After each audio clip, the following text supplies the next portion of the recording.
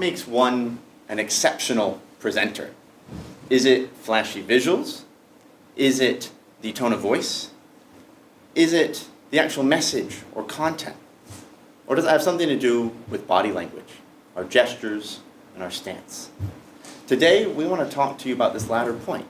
How do we use our body effectively to communicate our message? Because we have so many great ideas here, but if they remain in our head, don't actually link up with the audience, our message will not have arrived. Our message will not have resonated with the audience. So body language plays a powerful role in how we communicate.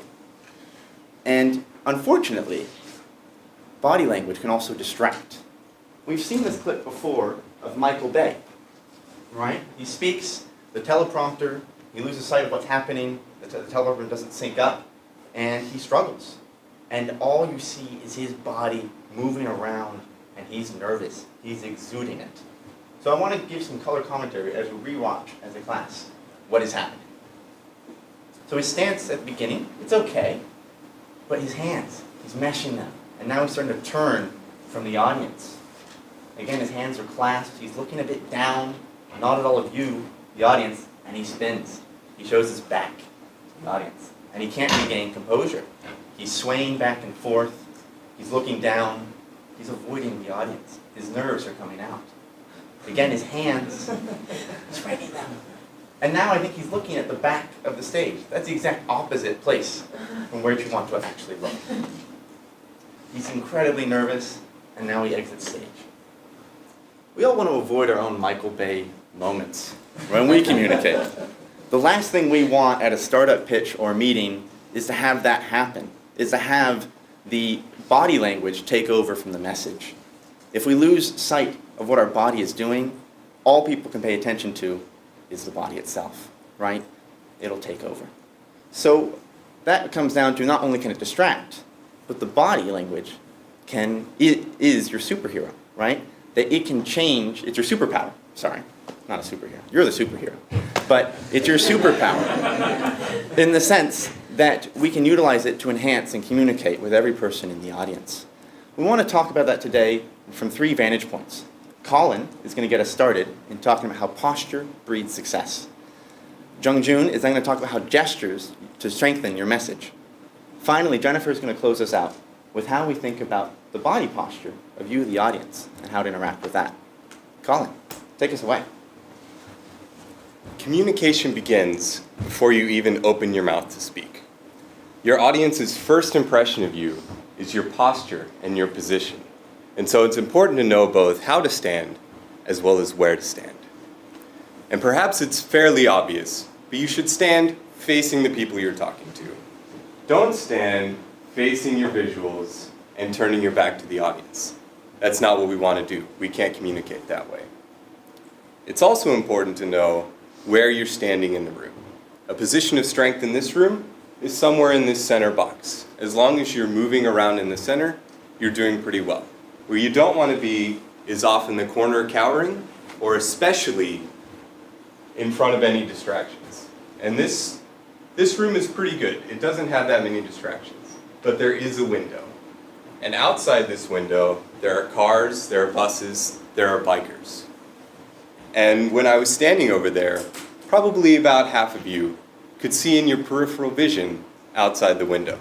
And if a car were to drive by, your instinct, your reaction, would be to look out the window, and that would break your concentration and our conversation.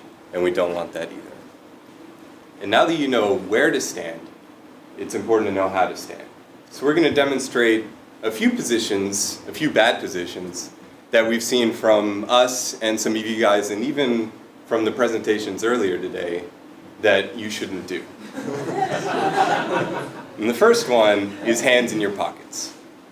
This comes off as nonchalant, your shoulders tend to roll forwards, and it's very difficult to convey a strong message from this position. The second one is hands on your hips. When your hands are on your hips, you tend to look overbearing and powerful. And the third one is the fig leaf. This is where you're protecting your family jewels with your hands. And while it also looks timid, It's especially bad when you decide to gesture from this position. I want to show you something.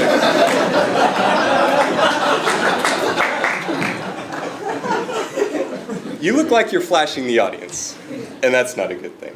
So how should you stand? And if I could actually get all of you to stand, I'll lead you through a short demonstration on how to find your base posture. So once you've stood, be mindful of the people next to you and place your feet hip-width apart. Close your eyes and look up towards the ceiling and lift your hands above your head. Get a good stretch underneath your shoulders and let your arms drop to the side. When you open your eyes, look down. This is your base posture. Thank you very much for participating. You guys can sit down now. Now that you've found your base posture, this is where you should gesture from, and it's where you should return to when you're finished gesturing. It may not feel the most comfortable, but it looks the most comfortable to your audience. Remember that your posture and position are the audience's first impression of you. But now that you know how to stand still, it's time to learn how to move. Gestures are important because it helps you communicate better. For example, if you use gestures, the audience remembers twice as much. It also helps you, the future speakers too, because it helps your memory when you speak. Also, beside the transition, your hand and arm movement is the biggest movement that the audience can see.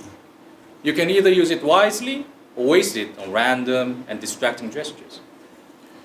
I'm going to show you 3 types of gestures: the give, the show, and the chop. Here's an example. This quarter at the GSB, I went to this communications class. It was so great. I mean, you could feel that your skills are improving. I think this was the best class I've ever taken. Let's rewind and see what happened. The give. This quarter at the GSB, I went to this communications class. So this gesture is used to give the audience the facts or the options. Remember to have your palms up, not down. We'll get to that in a minute. The show. I mean, you could feel that your skills are improving. This kind of gesture has the largest variety, and your imagination is the limit. Just remember that the gesture and the message has to match. For example, you can't say, "Profits are rising," with a gesture like this. So, congruency and creativity. The chop. I think this was the best class I've ever taken. So, this gesture is used to deliver strong opinion. You can either use it one hand, or you can use both hands. You can use both hands and do a larger chop, which will deliver a stronger message. So, next time when you do gestures, think about these 3 types and plan ahead. 3 types is the give, the show, and the chop. Ha! I bet everyone in the room is going to remember this.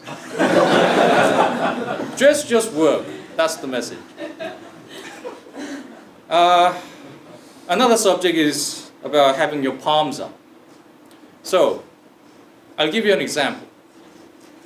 People on the right, please rise and move to the left. I'll do it slightly different this time. People on the left, right, please rise and move to the left. One more time. People on the right, please rise and move to the left. Do you see the difference? Which one do you think would make more people move? The first one, yes. According to the study, if you have your palms up, 84% of the audience complies. If you have your palms down, 52%. If you have your fingers, 28%. Never use your fingers at your audience. It looks just arrogant, and only politicians use that. Clinton used it. I did not have sexual relations with that woman. It looks bad back then, looks bad now. So never use it. And last but not least, avoid the T-Rex gestures. For example, people on the right, please rise and move to the left. No matter what you do right, I mean, it looks silly. So loosen up, everybody. Always remember that gestures are there for you and the audience to make a deeper connection. So far, we've talked about the audience. Now it's time to focus on you, the audience. As Jongjun and Colin and Matt described, we've been focusing on the body language of the speaker. But let's not forget, who's the real hero here? As we learned in our first week of class, it's not me, the speaker, it's you, the audience. But what happens when the audience doesn't realize that they are on this hero's journey? Have you ever seen an audience that looks like this? Have you ever been that audience?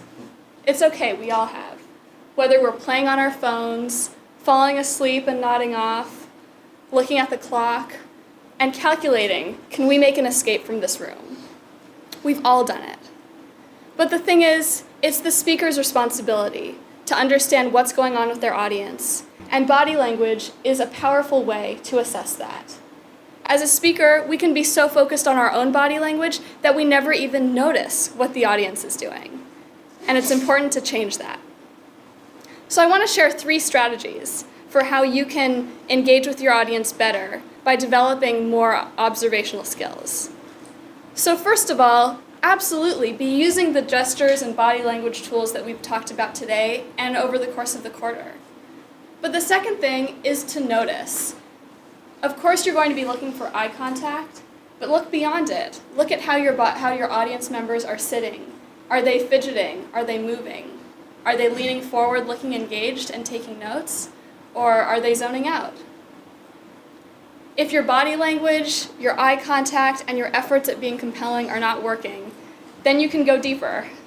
You can try to surprise the audience with a question or use some humor.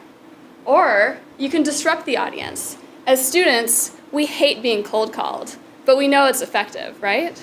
Jason, what's your favorite color? Damn it. Blue. Okay, very good. You got that one. As we all know, it's the fastest way to re-engage with a conversation with the speaker, so don't be afraid to use it. It's so important to keep your audience on track because they're the hero and it's their journey. Remember how Nancy Duarte told us that we are the Yoda to the Luke Skywalker, and our job as the speaker is to keep the hero on their journey. With that in mind, I think we've talked about 3 concepts that really remind each of us about how body language is your superpower. Use it, become that superpower, become that superhero, and we welcome any questions you have on how to stand strong, gesture effectively, and engage with the audience. Thank you.